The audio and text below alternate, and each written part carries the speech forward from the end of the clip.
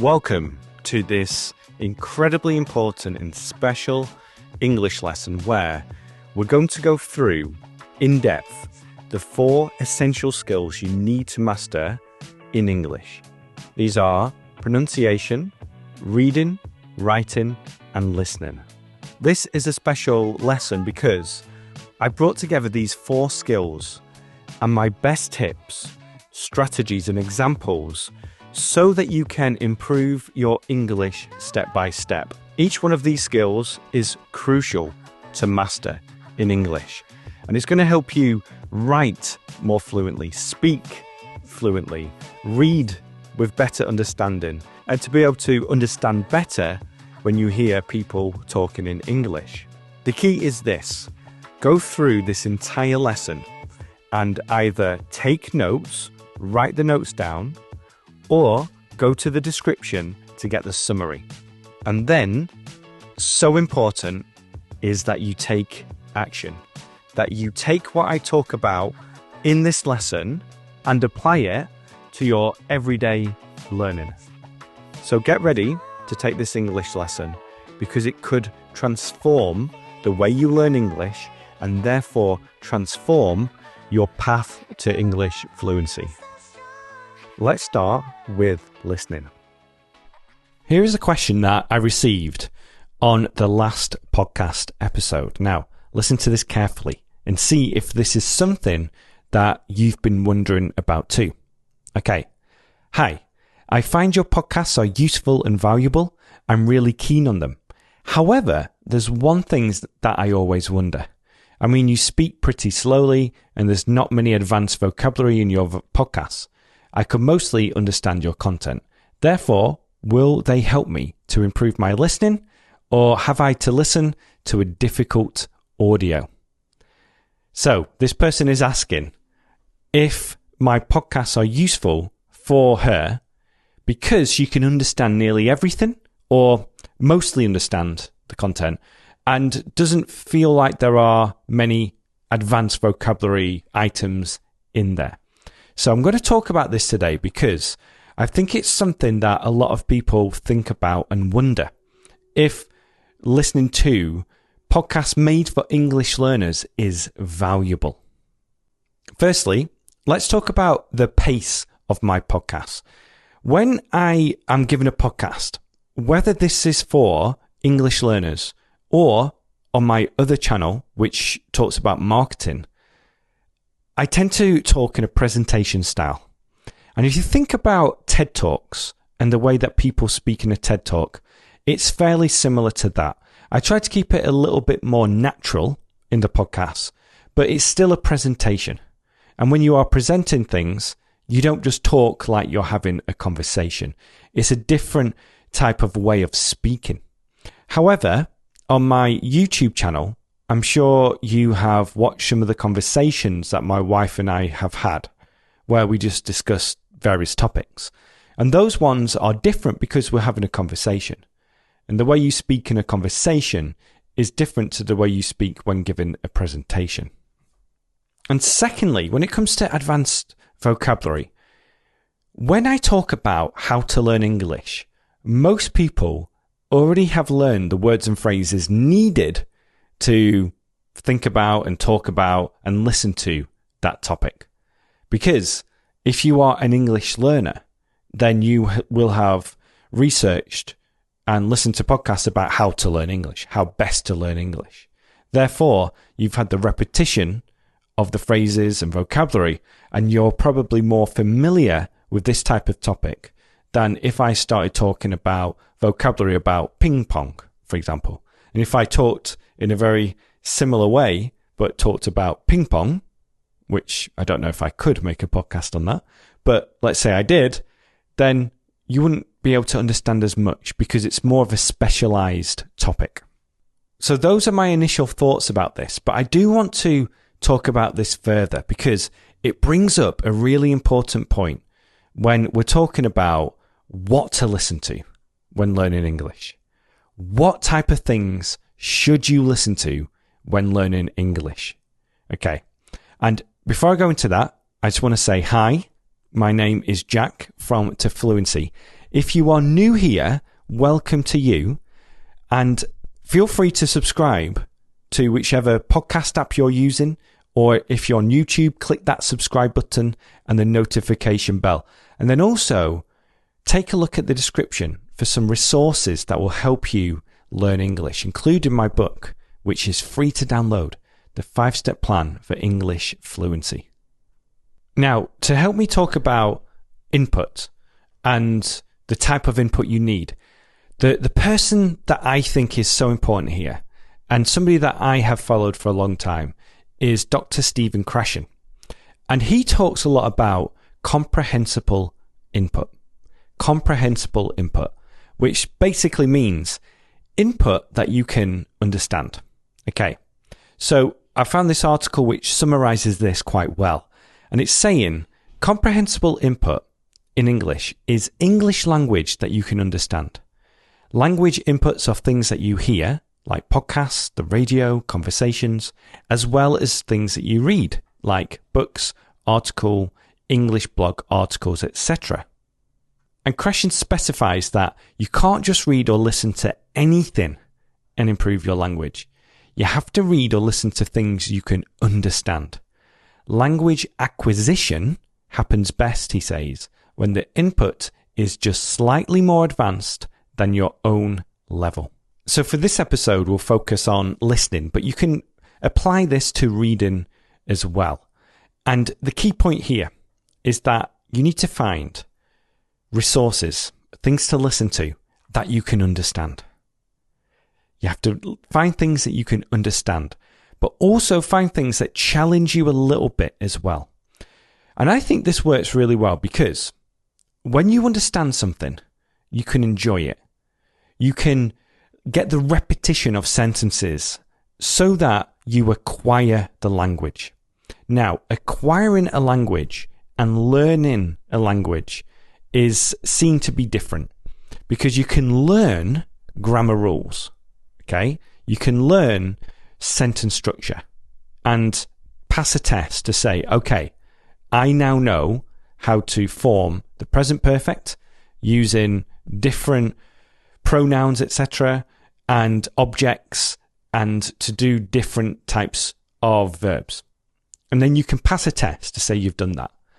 But acquiring this is where you reach a stage, and I talked about this in my last episode, where it just feels natural to you. Where it just feels natural to you. Okay? Where you say and use the present perfect in a natural way because it just feels right. You don't have to think about the rules when you're speaking. And getting lots of input helps you with this because you're going to listen to the present perfect again and again and again. You're going to read it again and again and again if you read books as well. And by doing this, you're going to acquire the grammar in a natural way. You're going to learn this in a natural way, but only if you can understand what you're listening to. If you don't understand what you're listening to, then you're not going to acquire the language with the same efficiency. It's not going to be as good. And by listening to things you understand, you're also going to understand the context, because learning grammar is not just about sentence structure and conjugating verbs. It's also about knowing when to use that grammar. So if you keep hearing people talk about how many times they've been to a foreign country, how many times they've been to this, etc., then what you're going to do is you're going to understand when you can use this and say things like, oh, I've been to Italy twice, or I've been to the US once. And you'll be able to use the right structure and use the present perfect in the right situation. So that's one reason why getting lots of comprehensible, understandable input is important. And by the repetition that you get, you're going to acquire the language and just really, truly understand grammar and when to use it correctly. However, if you just constantly listen to things that you can understand, then you're not going to learn new things. And I think that whenever you listen to one of my podcasts, let's say that you understand 80% of what I'm saying, then you're going to learn new things because you can understand the majority of what I say. And then you can more or less guess the new vocabulary. Or if you're listening on YouTube, watching on YouTube, you can turn on subtitles and see the words and phrases I'm using and look them up. But the key here is that you need to have that base of understanding something, and then you can learn new things from context. You can understand a new word or an adjective, for example, because I'm using it in a certain way, and you understand what I'm saying. Therefore, for most people listening to this, I think my podcasts and other English learning podcasts are great for comprehensible input. Don't always think that you have to learn new vocabulary, that you have to listen so that you can learn more advanced vocabulary, because there are certain words and phrases that we use again and again and again. Okay? And we have these high frequency phrases and words and idioms that people use on a constant basis. So it's better that you master those phrases, especially when it comes to what you normally talk about. So if you need English to give presentations about financial things, then you can learn English for finance, because those are the words and phrases you're going to use again and again.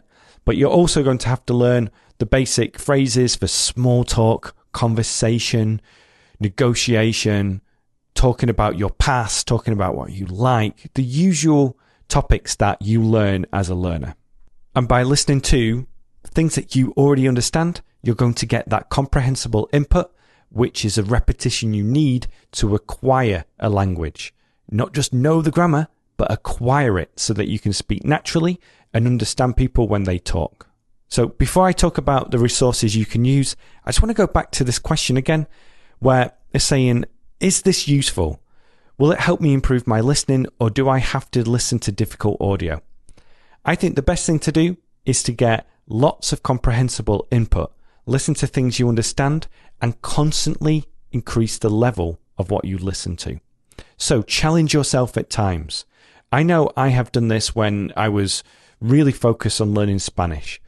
What I did was I started by listening to the news, and I followed the news. Therefore, I could understand the news stories, especially international news stories. And I learned new vocabulary because I already knew what the story was about. So there are different things that you can do to constantly improve what you're listening to and the level that you're listening to. And I think the key here is to go slowly. Okay?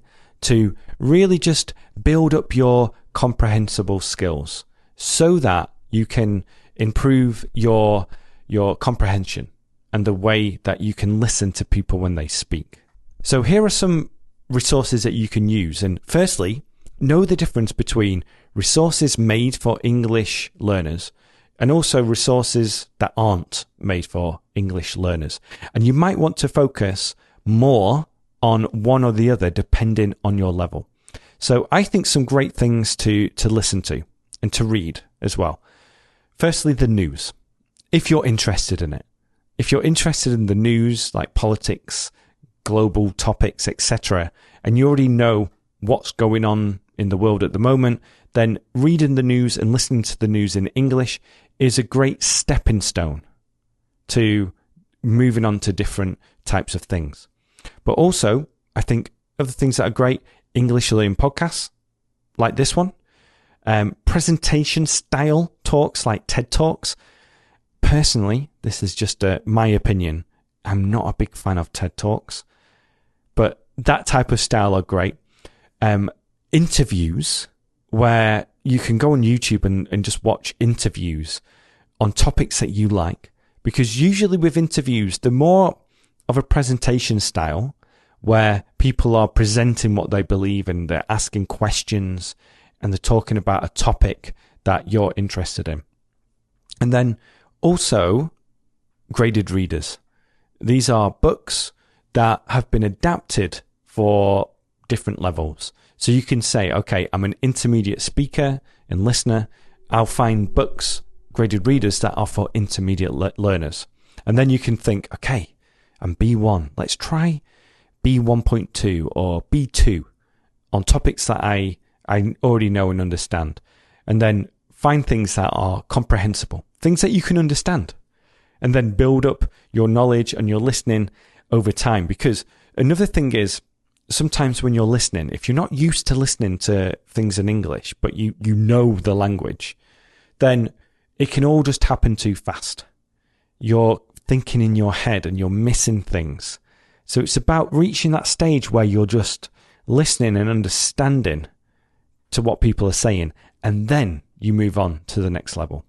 And then just to talk about the other part with advanced vocabulary, again, I think it's so important to think more about frequently used phrases that you need to know instead of advanced vocabulary. Both are important, but I think the frequently used phrases, this is more important, and being sure that you can quickly understand someone when they use that phrase. And again, focus on the type of English that you're learning. Think about, what am I using my English for right now, or what am I going to use my English for in the future? And then focus on those words and phrases. Find audio, find books, find podcasts that focus on those types of topics. And then just acquire language and vocabulary over time. There'll be some words and phrases in here, I'm sure, that nearly everyone listening to will have found something new. For example, before I said quite frankly, maybe that's something new to you, and you can look that up and repeat this again, and then you can learn it. So just in summary, this podcast is made for English learners. I speak with a presentation style, which some people find slow, for example, but I've listened to podcasts that aren't made for English learners. For example, someone like Sam Harris. Listen to one of Sam Harris's podcast episodes, and you'll notice that he speaks much more slowly than I do. But he's not making podcasts for English learners. That's his style of presentation. And I like that style of presentation, although sometimes I do speed it up. And then secondly, comprehensible input, in my opinion, is so important. And it's important to find things that you can understand so that you can get the repetition of phrases, so that you can really just improve your comprehension, and that you can just acquire the language instead of learning the language. But you still want to find something that is going to challenge you so that you can learn new words and phrases. So nothing is lost. It's better to listen to something that's too easy than too hard, in my opinion. Because that's the way that you're going to enjoy things. It's going to happen naturally. You're not stressed about understanding things. Instead, you're just getting some great input and repetition, and all these phrases that you're going to just acquire and truly understand by listening to things a lot. But at the same time, do challenge yourself from time to time. Do think, okay, let's try to listen to this podcast episode that I didn't understand 6 months ago. Can I understand it now? Can I understand this TV show that went whoosh over my head a few months ago? Do challenge yourself and think about listening to a variety of different things and different accents so that you can understand different people. But I would love to know your thoughts. What kind of things do you like listening to? Do you enjoy listening to things? Do some podcasts or some resources make you feel stressed because you can't understand them? And what else do you like listening to? Let me know in the comment section if there is one on the app you're using. So, that is how to improve your listening in English. I hope you found those tips useful. Before we go on to speaking and writing, let's now go through reading. This is an important area because in everyday life, we're going to read in English. And this method is going to be really useful, and it's going to break down the difference between extensive and intensive reading, and also look at how to improve this skill. Let's go into it. Now, before we talk about intensive and extensive reading in the books, etc., I do want to say, if you want to get a free book, then go to fluency.com. There will be a link in the podcast description, and you can download that for free. It's going to give you a plan of action so that you can actually move forward with your language learning. And also, if you enjoyed this episode, then please share it with your friends. And if you are feeling very generous, leave a review below. Okay, so let's start with intensive versus extensive reading and why this is important. Because there are two types of reading when it comes to language learning. Intensive is where you read to learn new words and phrases, and you analyze the text and the grammar. So you pause, you stop if you don't know a word and look this up. Or you pause, you stop when you want to have a look and think about a sentence. So you're really focusing on the words and the phrases and the grammar and not the book in general. Now, extensive reading, this is spelt extensive, extensive reading, is when you read for fun and you are reading just to enjoy the story or the book in general. So you don't stop to look up new words and phrases. Instead, you just continue reading like you would in your own language. So that is the difference. Intensive is when you're focusing on the words and phrases. You're focusing on learning structures and grammar. Extensive is when you're just reading a book and you don't stop. So you're trying to get the general meaning of the story or the book in general. Now, you might be thinking, which method is best? Which one should I focus on? Well, it depends on a few factors, and soon you're going to learn how you can do both at the same time. But first, let's discuss which books in English are best for you, which books you should buy or read to help you learn English. Now, my answer to this is very simple. There is no one book that is perfect for everyone. So there's no book that is going to be perfect for everyone. A book that suits you, a book that is perfect for you, probably won't be perfect for another learner listening to this podcast. So with that in mind, I recommend that you find books that first, and there are three categories here. First, books that interest you. Books that interest you. Don't waste your time reading something that you find boring. If you find it boring, put that book down and find a different book. There's no reason to read something that doesn't interest you, because we have access these days to books from all over the world. We can loan them, we can read them online, we can buy them. We have access digitally to so many different books. And we can also think about this in ways of, this could be an article online, or it could be a magazine.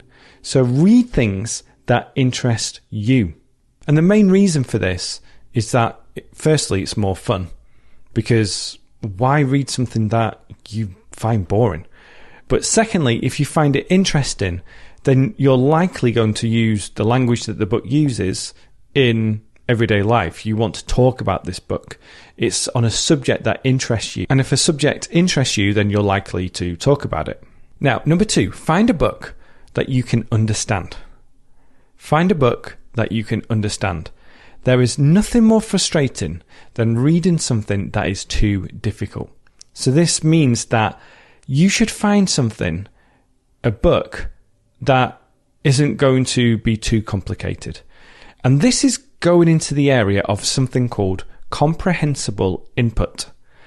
This is where you get input, you listen to things, you watch things, and you read things that you can comprehend, that you can understand.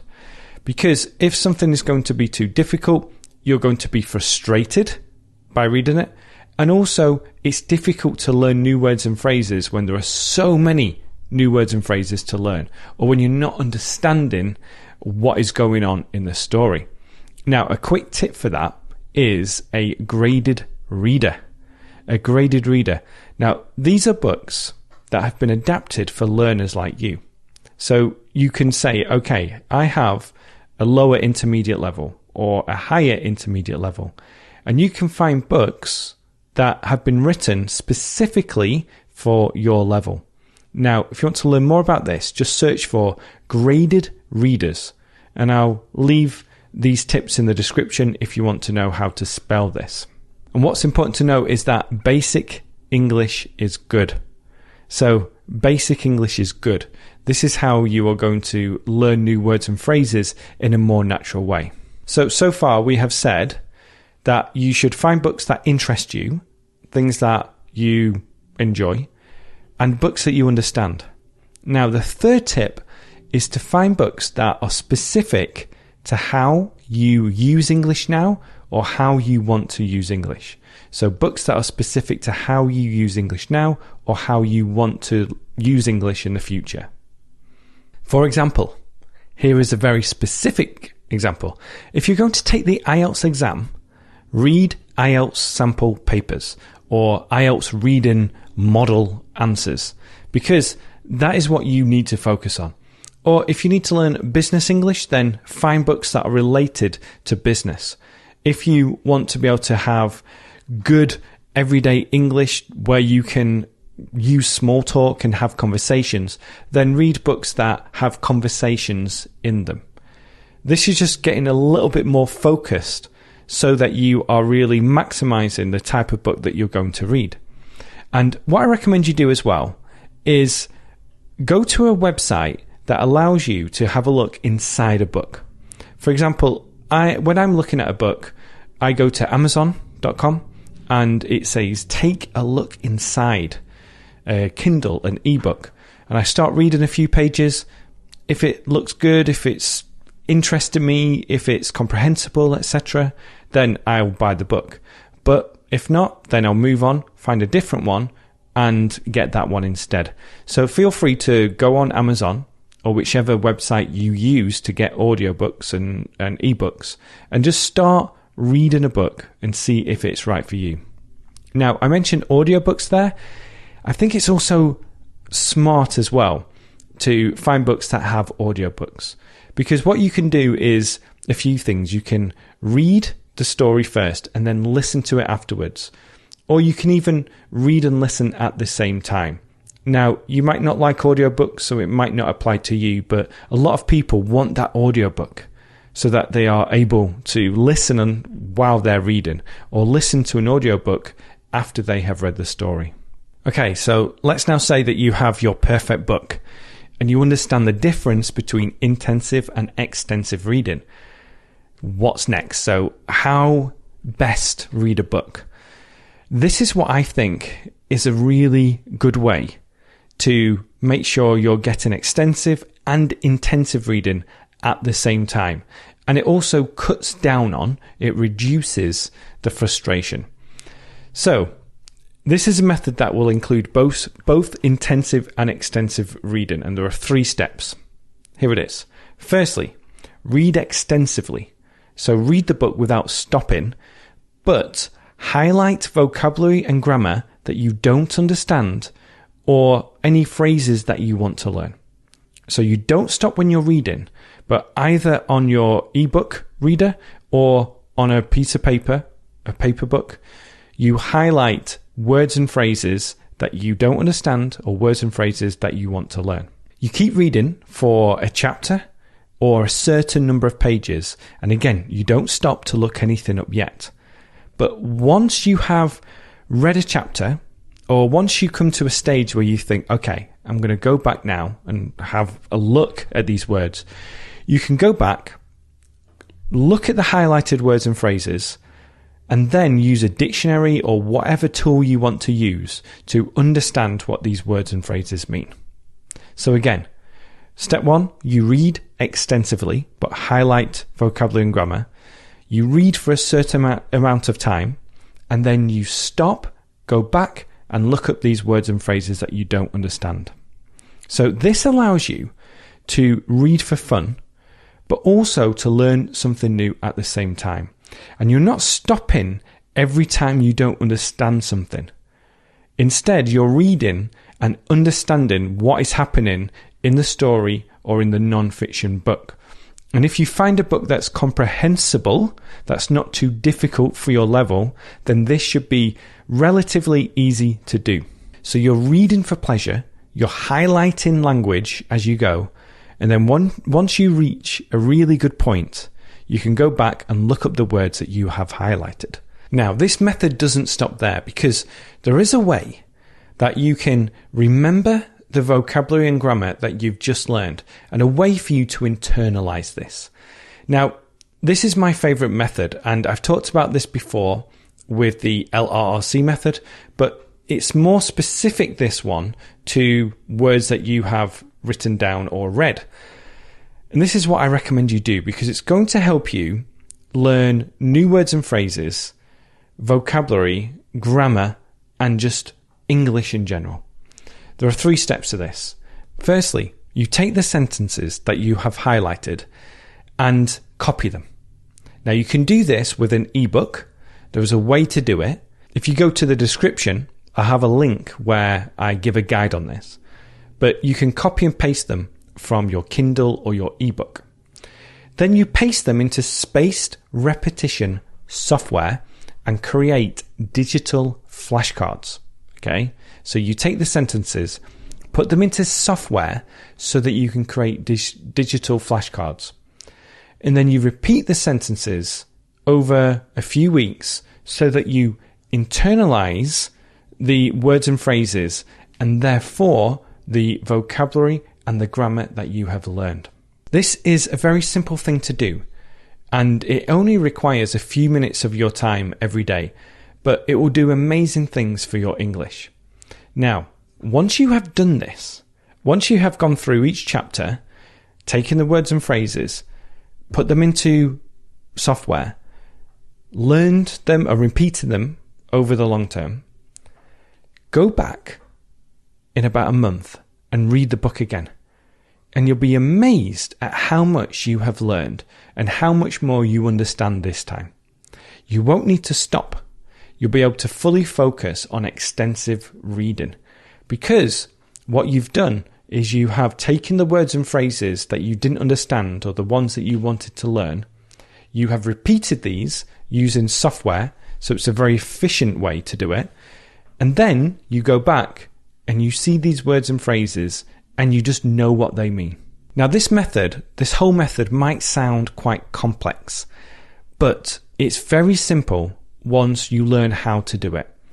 So again, what you need to do is find books that are perfect for you. Read extensively so that you can enjoy the book. But while you read the book, highlight words and phrases. Then go back after a chapter or 2 chapters and look up what these words and phrases mean. Then take those highlights, the highlighted sentences, put them into software, repeat them over the long term, then go back and read the book again. This is how you can use one book to learn so much English, but also have fun reading at the same time. Now, the next part is really important, and it's often overlooked by many students, and it's English pronunciation. Now, this will greatly improve your fluency and also your confidence when speaking in English.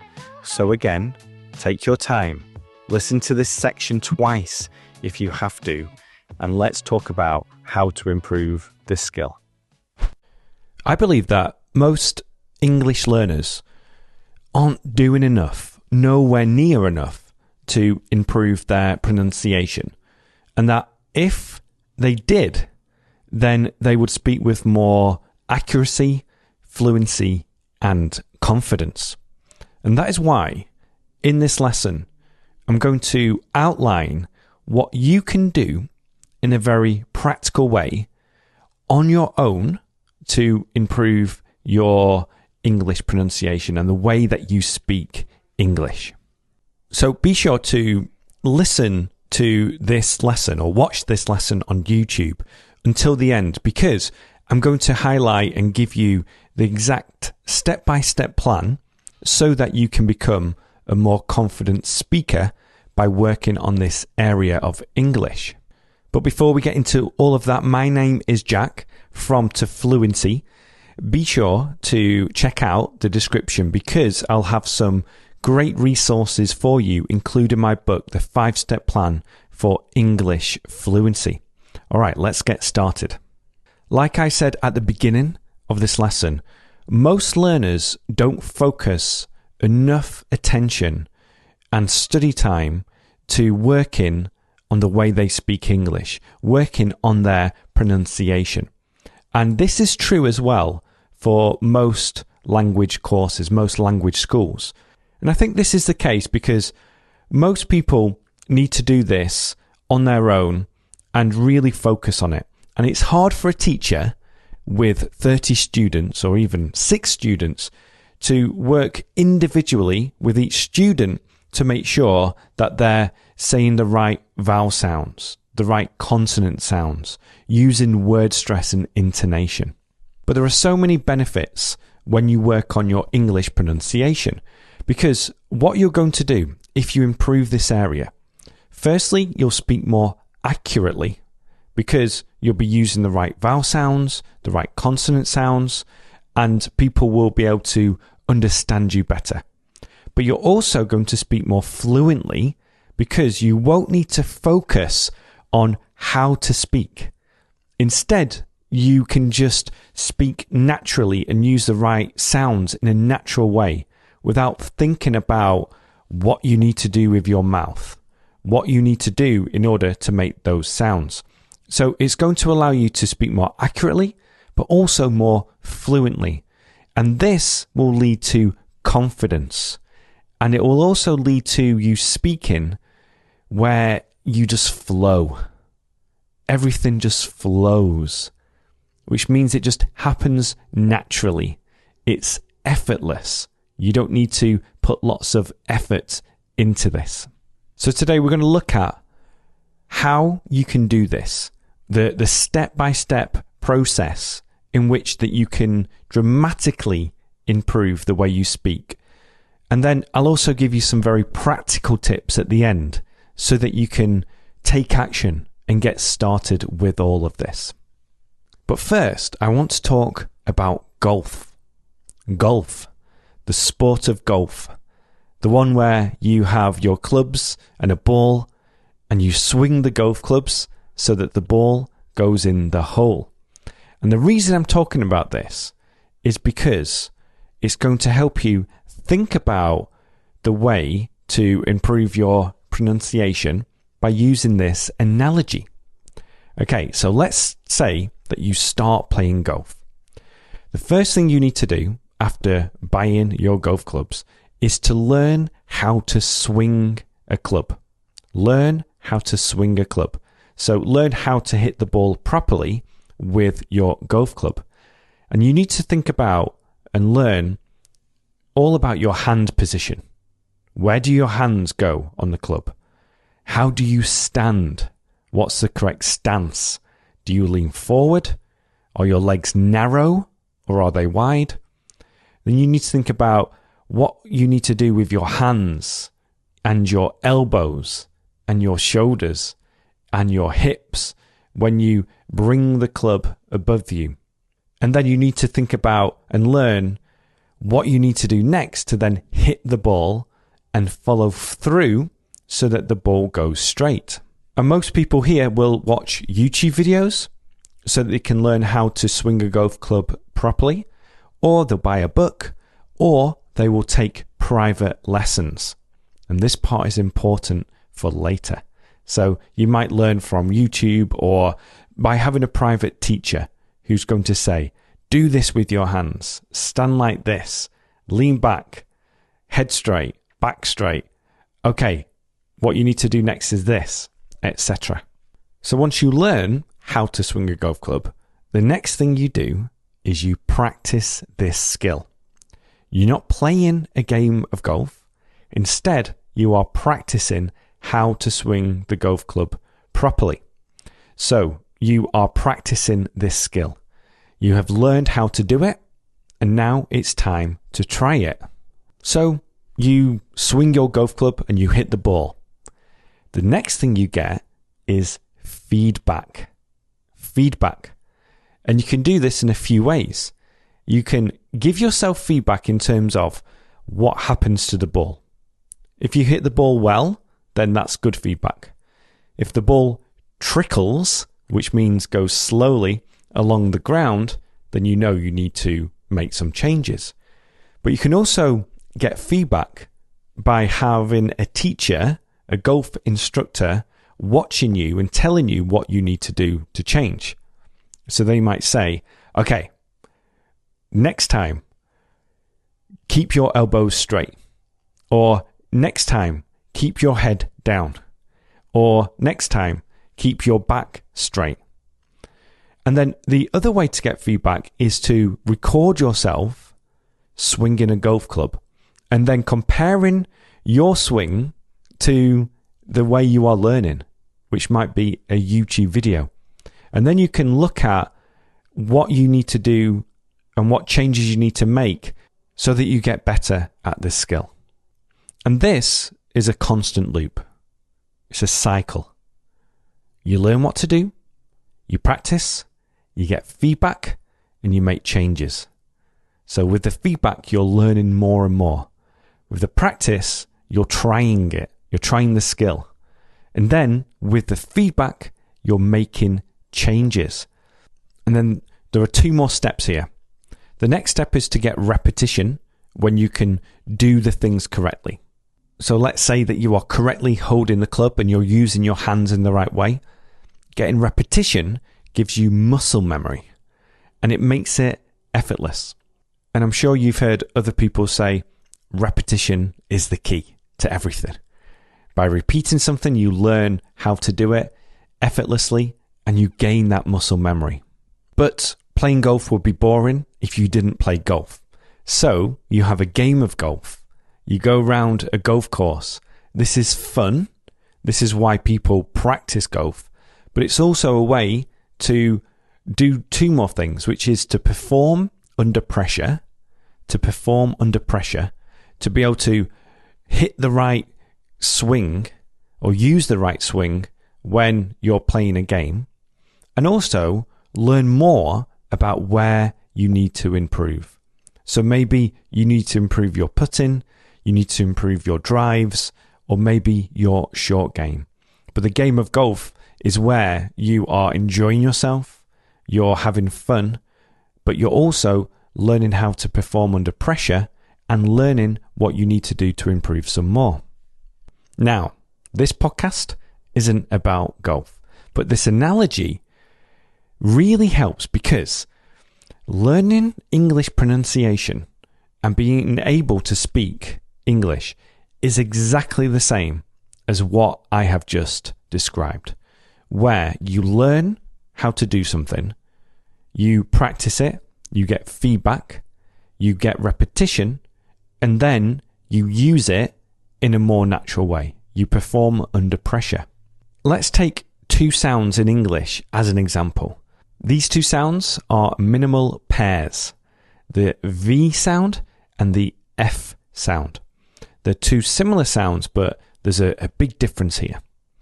And to be able to make these sounds correctly, you need to know what to do with your mouth in order to get this right. You need to know what to do with your throat and your teeth and your lips and your tongue in order to get these sounds correct. So let's just practice this a little bit. The V sound is where your top teeth touch your bottom lip inside your mouth, and you make the V sound.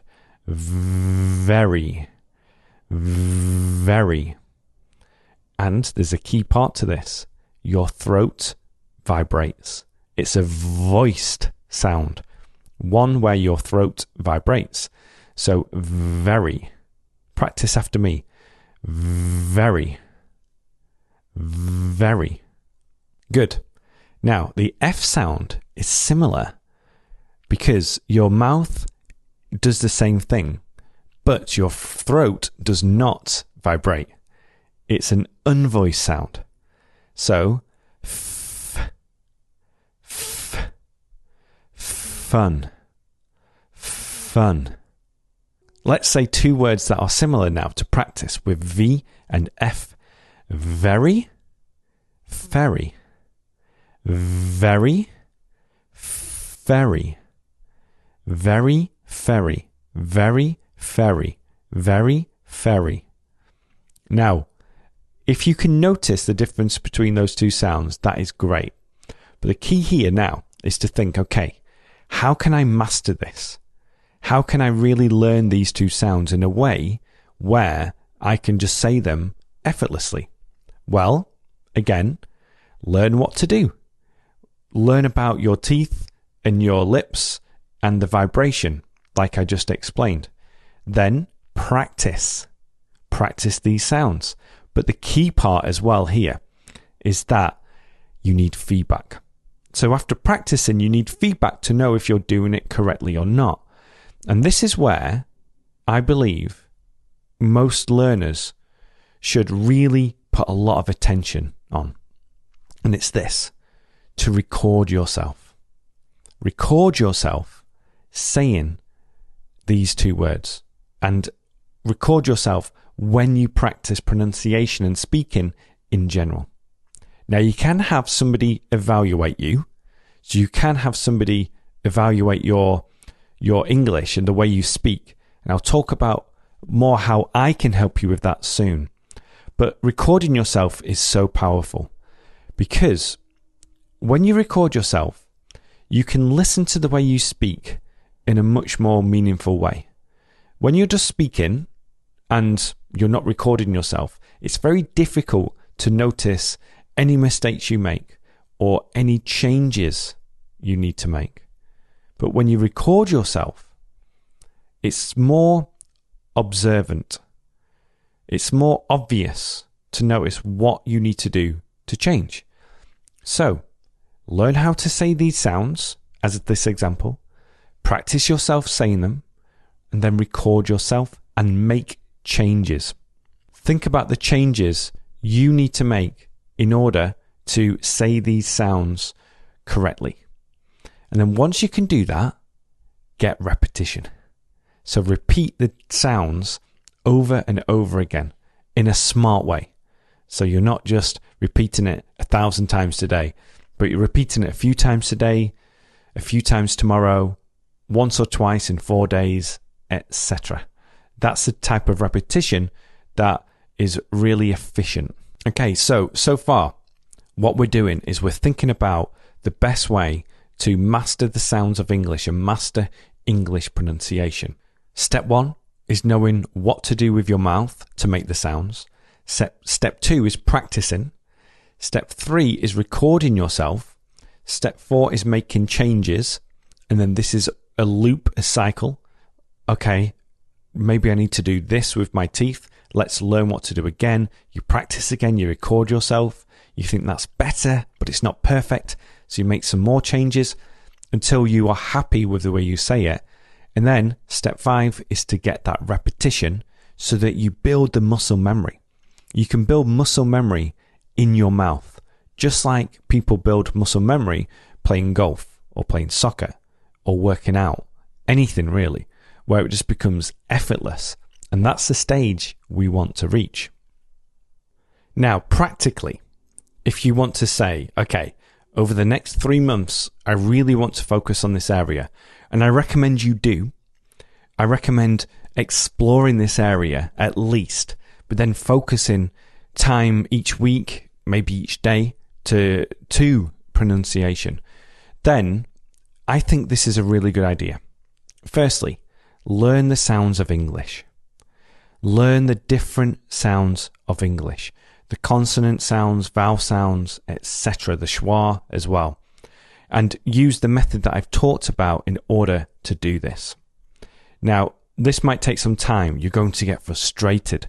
Sometimes it might be a little bit boring. But like I've talked about in the past, try make it as fun as possible and be motivated to know that by doing this, it's really going to help the way that you speak English.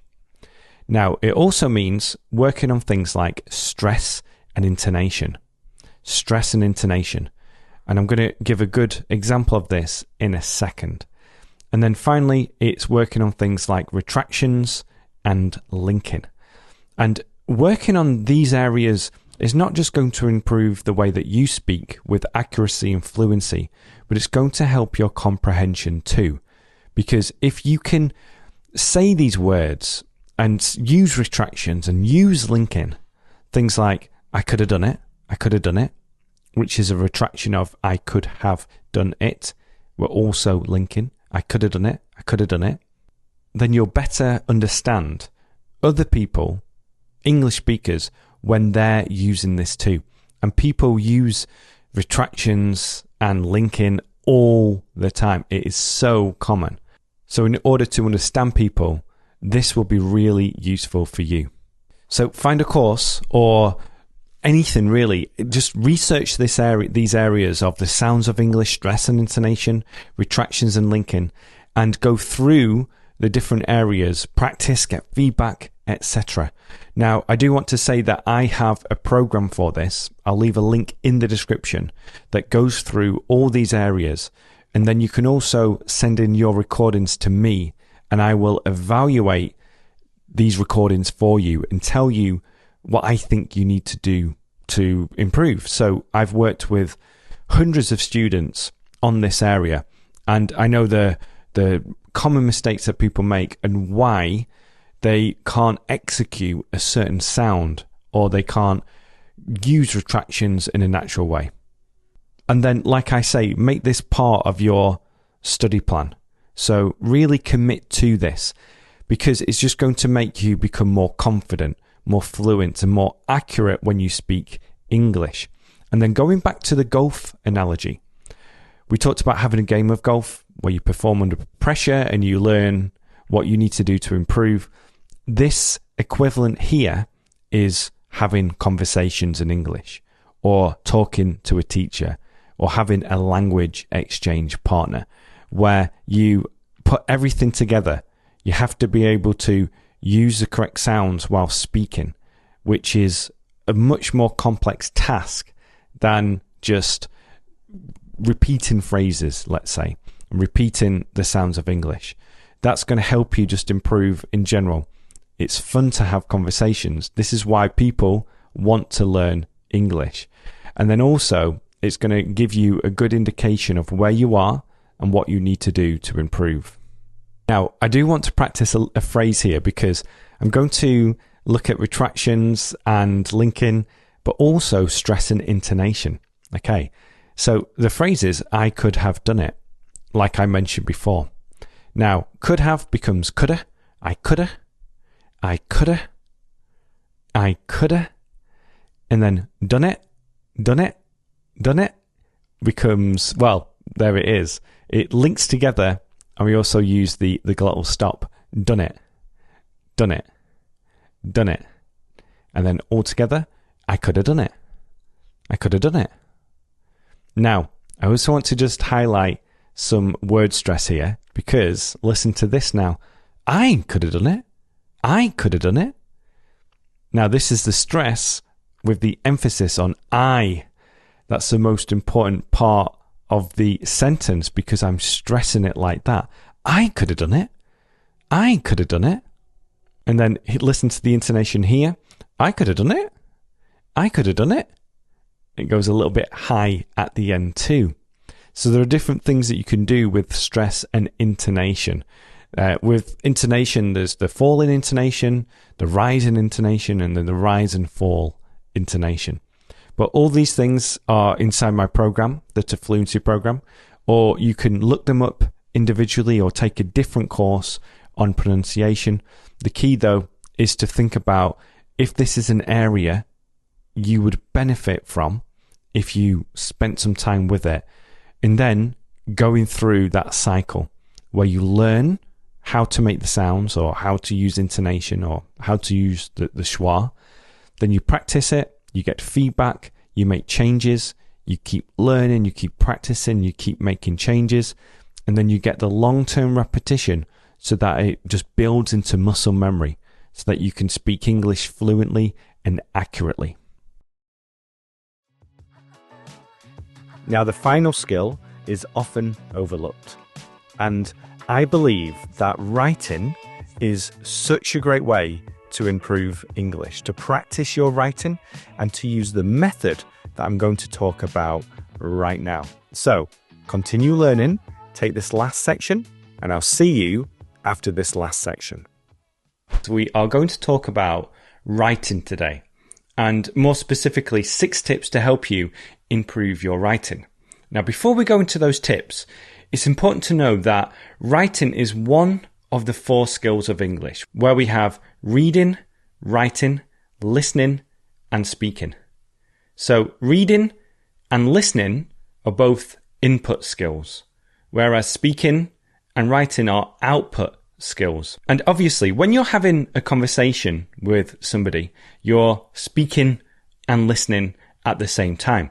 And this is a difficult thing to do. So when you think, I can't speak in English, it's difficult to have conversations in English, know that is normal, because what you're having to do is to think about the grammar, the vocabulary, the way you speak, the sounds of English, and you also have to listen and understand what the other person is saying. Whereas when you're reading, you can take your time to understand something and look up new words and phrases. And if you want to learn about my reading method, then listen to episode, I'll put it in the description too, I'm just looking it up now, episode 10 of the To Fluency podcast, if you're listening on iTunes or elsewhere. Now, with writing, I think it's a great skill to practice for a few reasons. Because when it comes to writing, it's an output skill, but you can take your time. Where when you're speaking, if you're having a conversation, then you're obviously having to speak to people in a spontaneous way, to adapt, to think about what you're saying, and to speak more quickly. Whereas when it comes to writing, think about just sitting in your office or in your bedroom or at school, wherever it is, at your kitchen table with a computer or a pencil and pen, and just taking your time to create sentences, to write paragraphs, to keep a diary if that's something you want to do, where you can go into Google, look up new words and phrases, type in a phrase into Google to see if it works, and also use different apps, which we're going to talk about later. So I see writing as a great skill to help you formalize, which means create your own sentences without feeling rushed, without having to do this quickly within a conversation. So think about how you can implement more writing into your daily schedule and enjoy it. Don't feel pressure. Feel like what you can do is take what you have learned recently and try to create your own sentences from it. So let's go into the 6 tips now. And like I say, be sure to check out the description for some of the links I'm going to mention. Now, the first tip is going to be quite specific, especially if you're studying for the IELTS exam or if you're using English in a very specific way, for example, for your job. And this is to focus on the writing style you need. So focus on the writing style you need. So think about the way you're going to write in English if you need to do this for a specific reason. So if it's for the IELTS exam, focus on that. If you have to write speeches for work, focus on that. If you need to write emails at work, focus on that. But also, if you want to learn conversational English, then you can write like you're having a conversation. Okay? So just some ideas for you. You can make a story. You can create a story if it's a conversation, English. You can also write in like a diary to write your thoughts about your day. And I think this is a great thing to do for any learner. I do this on a daily basis just as a great exercise where I talk about my day, what I did yesterday. I write about my goals. I write about what I want to do. For example, yesterday I wrote, let's write some reels or shorts for the next week, which are the mini videos for Instagram and YouTube. And I'm saying do 3 to 4 this week and get another podcast done. one that focuses on how to learn English, which is what I'm doing right now. So this is something I wrote yesterday. And just doing that on a daily basis will help you just get into the habit of writing for English. So tip 1 is to focus on the writing style you need if you are going to write specifically for something. But then if you're just wanting to improve your English in a general sense, I highly recommend doing a daily diary. So it makes you do it on a daily basis. And then also thinking about ways to write something conversational. And another thing to do is then if you watch a YouTube video of one of mine, for example, like one of our conversations, then you can write some thoughts about that YouTube video. Now, tip 2 is to find examples of text and copy them. Now, what I've been talking about so far with writing is more of a creative role, where you're writing in your diary, you're putting your thoughts across, you're creating a story, that type of thing. But another way to improve your writing is to imitate other writers. Now, if you've followed me for a while, you'll know about my method that will help you with your general English and especially your speaking, where you listen to an audio phrase, you repeat that phrase, you record it, so then you can listen back to it, and then you compare your version to the original and think about making changes. That's the speaking method that I've been teaching for a long time. But we can do this for writing too, where what you do is you just find any kind of text and you copy it down. I like to do this, or I think a good idea, if you're thinking about the text to find, is, for example, IELTS exams, get the IELTS model answers. If you're doing it for like emails, find email templates and just copy them down. And what I'm saying here is not to copy them for an exam or copy them for your specific email, but the way I like to see it is you put on some relaxing music, you get a cup of tea or your favorite type of drink, and then you simply read a sentence, copy the sentence, read a sentence, copy the sentence. And you don't focus too much on the language here. You're not trying to memorize anything. Instead, you're just writing things down and copying things. And I think this is a great method to try because you're going to naturally internalize sentence structures and writing styles. And if you do this again for specific purposes, that's going to be great. But you can also just do this with any sentences that you find online. For example, let's say I do a video on 10 key phrases. You can take those phrases, write them down, copy them down in a notebook. And then if you want to then expand on this and create your own sentences, then use the app that we're going to talk about later. But this is a great way to internalize sentence structures, word order, and also a powerful way to learn grammar too. Now, another way this is tip 3 is basically about how you can improve your writing, okay? And it's using a different skill. And the tip is this, to read a lot. So to read a lot, because will be one of the most vital ways for you to help become familiar with the way that English is written. And it's also going to help you spot the mistakes you're making in the moment. And if you copy passages from what you're reading, it can also help you overcome mistakes that you're making. And I think Graded Readers is a great place to start. And again, go to episode 10 to learn more about reading. And I'm not going to talk much about this because, you know, as a learner, you'll probably know the power of reading and how it can help you. But it's going to help your writing too, because it's going to give you the input you need to then create something. But like I say, also just copy it. So whenever you read something, think about copying a few paragraphs, especially ones that interest you or paragraphs that contain the type of language that you think is relevant. Tip 4 is about practice and getting feedback. So it's important to get feedback on your writing so that you can overcome mistakes. Now, tip 5 is going to give you an app that will help you with this.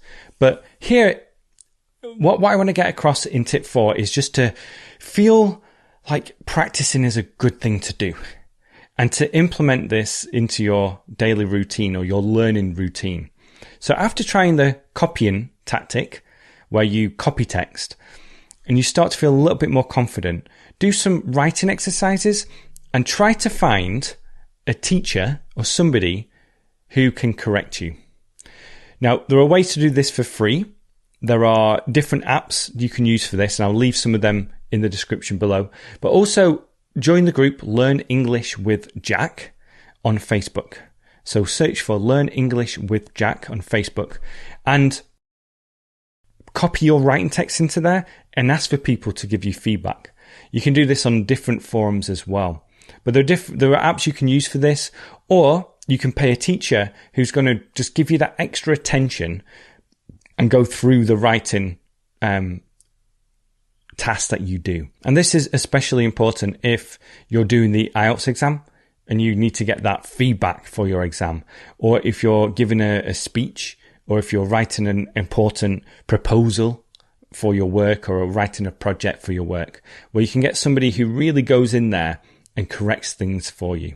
Now, tip 5 is to use apps that are not just going to correct your spelling, but they're also going to correct your grammar.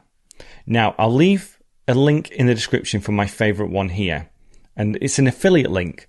It's free to use, but if you decide to get the paid version, then I will get a little commission if you use my link. So feel free to use that link. But this is an app with a web browser extension and also an app, and it also integrates into your email, Facebook, Instagram, different apps that you use, so that when you're writing, let's say you write something like, he has, or let's think of a mistake that is quite common. I enjoy to go to the beach. It will say, not to go, but I enjoy going to the beach. So it's going to help you with verb patterns, grammar, prepositions. If you use the incorrect preposition, it will tell you. So it's going to help you improve your grammar as you're writing, but it's also going to give you tips and advice and more examples so that you can just remember these rules in the future. I think this is an app that everybody needs. So definitely check out the description under tip 5 and use the link that I leave there. Now, tip number 6 is to take your time and search for new sentences to learn and practice. Okay, so take your time when you're writing, enjoy it, and also search for the sentences and phrases that you want to use. And a way to search for a phrase is to use things like dictionary apps and things like that, but also you can just type things into Google. You can either do this in a general sense, or you can put the quotation marks over it so it's an exact phrase. So if you're unsure about something, like I just done a lesson on everyday versus everyday, and I'm just going to do this. You can hear me typing. If I type in, I learn English every day is 2 words, then I get, or if I just say, I learn English every day, I get 94,000 results. And then if I type in, I learn English every day 1 word, it's 28,000. And in those cases, it shows you that the one with the more results generally means it's the correct one. But also, the app in tip 5 will help you with that anyway. And what you can do here is, when you type phrases into Google, a lot of the time you can put ESL on the end, and it's going to give you articles or forum posts that will talk about that phrase, and it'll give you that phrase, and it will say, write it like this or write it like that. And this is what I mean by taking your time. So you can look for the correct phrase, and websites are going to help you with that, so that when you're writing, you are making sure it's correct as you write, and then obviously getting feedback or using an app to help you with that. So those are the 6 tips. What I recommend you do again is, I think one of the best things you can do is to keep a daily diary or a journal where you just put down your thoughts about anything, what you did yesterday, what you want to do today, what you're grateful for, what you're happy about, your goals, etc. And that just gets you into the habit, right, of using everyday English in a way that you might talk about to other people. So you can even just write about what you enjoyed about the TV show you watched last night.